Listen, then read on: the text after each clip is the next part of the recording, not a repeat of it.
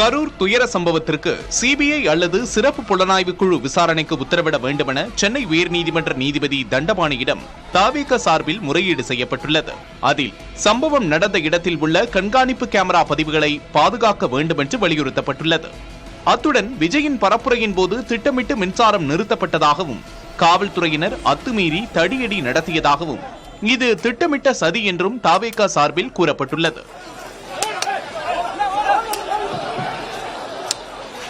இதனிடையே நீதிபதியின் அறிவுறுத்தலின்படி தவிகவின் ஆதவ் அர்ஜுனா உயர்நீதிமன்ற மதுரை அமர்வில் மனு தாக்கல் செய்திருந்தார்.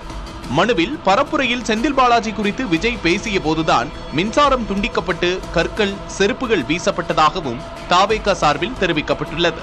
சம்பவம் நடக்கும் முன்பே மருத்துவமனையில் தயார் நிலையில் இருந்ததாக கூறியுள்ள ஆதவ் அர்ஜுனா மருத்துவமனையில் அனுமதிக்கப்பட்டவர்களை சந்திக்க தனக்கு அனுமதி வழங்கப்படவில்லை எனவும் குறிப்பிட்டுள்ளார். அத்துடன் தமிழக அரசின் விசாரணையின் மீது நம்பிக்கை இல்லாததால் சிபிஐ விசாரணைக்கு உத்தரவிட வேண்டும் என மனுவில் வலியுறுத்தப்பட்டுள்ளது.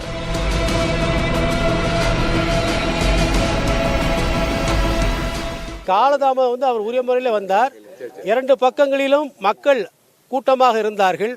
மக்களுக்கோ அங்கே இருக்கக்கூடிய பின்னாலே வரக்கூடிய தொண்டர்களுக்கோ அல்லது வாகனங்களுக்கோ எந்த விதமான பாதிப்பு ஏற்படக்கூடாது, போக்குவரத்துக்கு எந்த பிரச்சனையும் ஏற்படக்கூடாது என்று கூறினால் அவர் மெதுவாக வந்தார். அதை ஒரு பிரச்சனையாக எடுத்துக்கொள்ளக்கூடாது. இங்கேருந்து வருது அந்த ஆம்புலன்ஸ் எதுக்காக அந்த இடத்துல திரும்புது, இதே போன்ற நிறைய சந்தேகங்கள் இருக்கு, கான்ஸ்பிரசி இருக்கு. இதை தமிழக வெற்றி கழகத்துக்கு எதிராகவும் தலைவர் விஜய் அவர்களுடைய பரப்புரைக்கு எதிராகவும் ஒரு கான்ஸ்பிரசி இருக்கு அப்படிங்கிறத நாங்கள் ஹைலைட் பண்ணியிருக்கோம். விஜயின் கரூர் பரப்புரை தொடர்பாக தவிக சார்பில் செவ்வாய்க்கிழமை தாக்கல் செய்யப்படும் மனுக்கள் வெள்ளிக்கிழமை விசாரணைக்கு வரும் என தெரிவிக்கப்பட்டுள்ளது.